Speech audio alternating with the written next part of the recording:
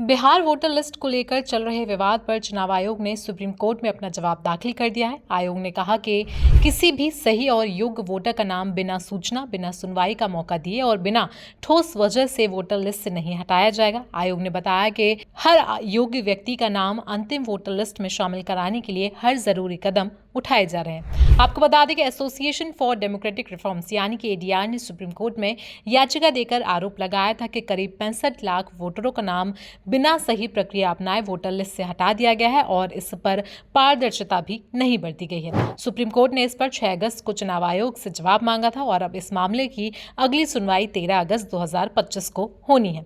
आयोग ने अपने हलफनामे में बताया कि बिहार में मतदाता सूची के विशेष गहन पुनरीक्षण यानी कि एसआईआर का पहला चरण पूरा कर लिया गया है।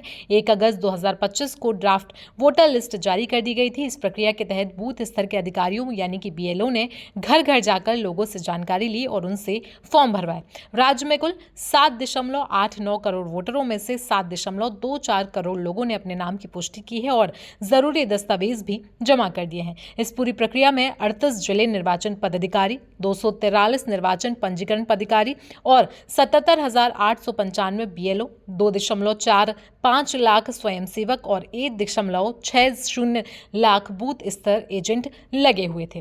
प्रवासी मजदूरों तक जानकारी पहुंचाने के लिए 246 अखबारों में विज्ञापन छपवाए गए। इसके अलावा ऑनलाइन और ऑफलाइन फॉर्म भरने की सुविधा दी गई। शहरी इलाकों में विशेष कैंप लगाए गए। युवाओं के लिए अग्रिम पंजीकरण की सुविधा दी गई और तो और वरिष्ठ नागरिकों और दिव्यांगों की मदद के लिए 2.5 लाख स्वयंसेवकों की तैनाती भी आयोग की तरफ से की गई।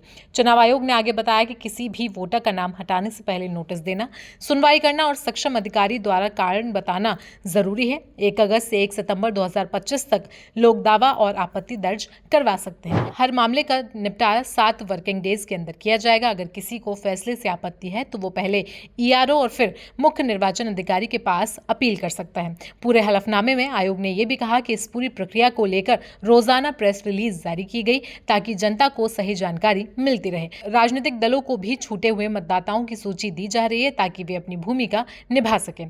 आपको बता दें कि 6 अगस्त को सुप्रीम कोर्ट में सुनवाई के दौरान कोर्ट ने आयोग से कड़े सवाल पूछे थे। कोर्ट ने आयोग से कहा था कि जिन 65 लाख लोगों का नाम वोटर लिस्ट से या ड्राफ्ट से हटाया गया है, आखिरकार वो कौन है। सुप्रीम कोर्ट के वरिष्ठ वकील प्रशांत भूषण ने इस दौरान कहा था कि हमने एक याचिका दायर की है। उन्होंने यानी कि चुनाव आयोग ने जो मसौदा रोल प्रकाशित किया है उसमें कहा गया है कि 65 लाख मतदाताओं के नाम छोड़ दिए गए हैं। उन्होंने उन नामों की सूची नहीं दी है। प्रशांत भूषण ने उस दौरान कहा था कि कई लोग मर चुके हैं या फिर पलायन कर चुके हैं। इस बात का चुनाव आयोग के पास कैसे खुलासा हुआ। प्रशांत भूषण ने यह भी कहा था कि आयोग को इस बात का खुलासा करना चाहिए कि आखिरकार वो 65 लाख लोग कौन है। जिसके बाद आज यानी कि 10 अगस्त को चुनाव आयोग ने सुप्रीम कोर्ट ने हलफनामा दायर कर दिया है। अब 13 अगस्त को इस पूरे मामले पर एक बार फिर से सुनवाई होनी है।